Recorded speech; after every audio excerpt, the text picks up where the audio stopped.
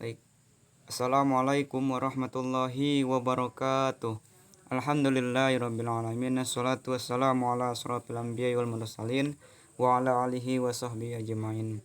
Yang terhormat Bapak Yahya selaku dosen pengampu filsafat ilmu dan teman-teman seperjuangan yang pada hari ini masih semangat dan terus menggali ilmu dan menuntut ilmu. Harapannya pada hari ini kita diberikan kemudahan dalam menuntut ilmu. Amin. Baiklah, pada kesempatan kali yang berbahagia ini saya akan membahas sebuah materi yaitu berjudul dengan The Structure of Scientific Theories atau struktur teori ilmiah. Baik, sebagaimana itulah ya judul yang akan saya bahas pada kesempatan kali yang berbahagia ini. Agar lebih jelasnya, inilah PPT hasil yang saya buat terkait dengan materi yang akan saya jelaskan. Next, slide berikutnya. Sebagaimana yang kita ketahui, teori ilmiah adalah teori yang berasal dari kata theoria yang berarti melihat dan theoros yang artinya pengamatan. Sedangkan ilmiah menurut KBBI, ilmiah berarti ilmu. Secara ilmu pengetahuan memenuhi kaidah ilmu pengetahuan itu sendiri. The next. Teori terdiri dari 4 unsur ataupun 4 hal yang harus dimiliki teori itu sendiri. Yang pertama ada gejala yang harus diamati. Yang kedua logis dan sistematis. Yang ketiga generalisasi, analisis deduktif. Yang keempat realistis dan dapat dibuktikan. Itulah beberapa unsur-unsur yang harus ada di dalam sebuah teori. Baik, kita lanjut ke slide berikutnya, yaitu terkait dengan peran teori dalam pengembangan ilmu pengetahuan. Di sini ada 5 hal peranan teori ilmiah dalam pengembangan ilmu pengetahuan. Yang pertama yaitu teori sebagai orientasi. Maksudnya apa? Maksudnya begini, memberikan suatu orientasi kepada para ilmuwan sehingga dapat mempersulit cakupan yang telah ada sehingga mempermudah menemukan fakta gitu. Adapun ini yang dimaksud dengan hal tersebut merupakan salah satu dari manfaat dari pengembangan ilmu pengetahuan itu sendiri. Lanjut, yang kedua ada teori sebagai konseptual, yaitu artinya memberikan petunjuk tentang kejelasan hubungan dengan konsep. Yang ketiga, teori sebagai generasi, yaitu memberikan rangkuman terhadap generasi dan antar hubungan sebagai prosesi. Yang keempat, teori sebagai peramal fakta. Maksudnya adalah berpikir deduktif dan konsekuensi logis, waktu dan tempat.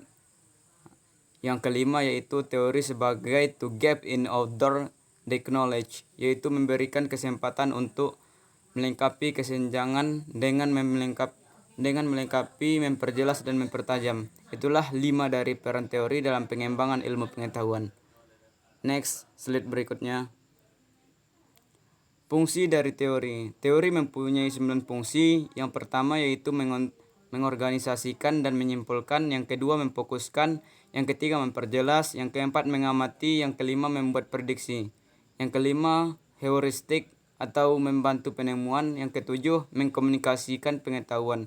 Yang kedelapan mengontrol. Dan yang kesembilan generatif. Itulah fungsi dari teori itu sendiri. Selanjutnya kita masuk kepada slide berikutnya, yaitu teori kebenaran sebagai alat uji teori ilmiah. Yang pertama, di sini terdapat 4 teori sebagai alat uji teori ilmiah. Yang pertama yaitu teori kebenaran korespondensi.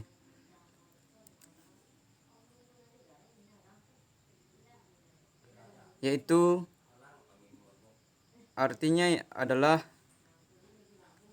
menyatakan bahwa satu teori atau prosesi benar bila prosesi atau teori itu sesuai dengan fakta atau kenyataan. Kebenaran adalah kesetiaan pada realitas objektif. Aristoteles menyebutkan ini dengan teori penggambaran atau pencerminan. Lanjut yang kedua yaitu teori kebenaran Correspondenzialitatea Correhensu, yaitu kebenaran adalah yang saling berhubungan antar satu sama lain dan tidak ada putus-putusnya gitu. Jadi teori kebenaran ini umumnya terdapat dalam matematika dan logika atau kelompok epistemologi idealis.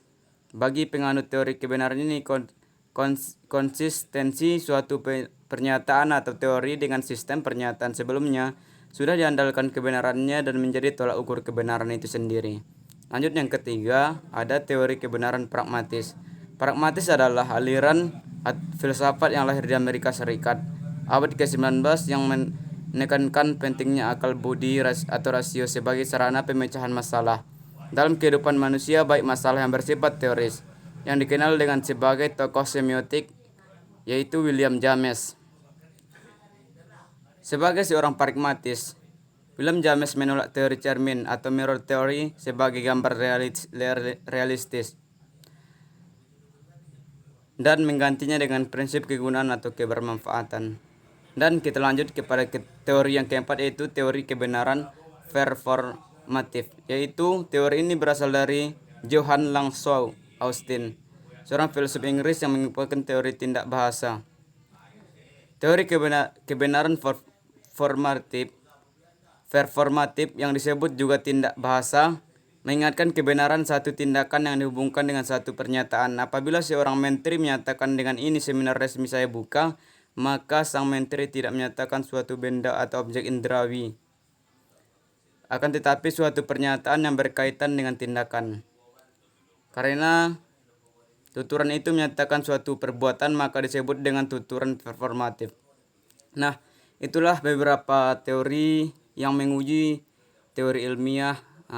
Jadi itulah mungkin penjelasan saya terkait dengan the structure of scientific theory atau struktur teori ilmiah.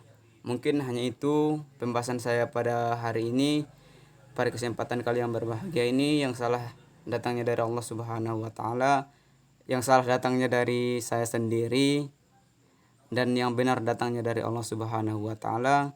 Mohon maaf apabila ada kesalahan, itu merupakan karena kami ataupun saya dalam proses belajar, maklum banyak kesalahan di sana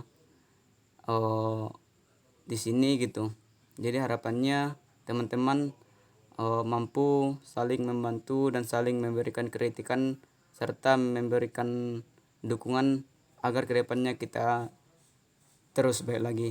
Demikian, wabillahi taufiq wal hidayah. Wassalamualaikum warahmatullahi wabarakatuh.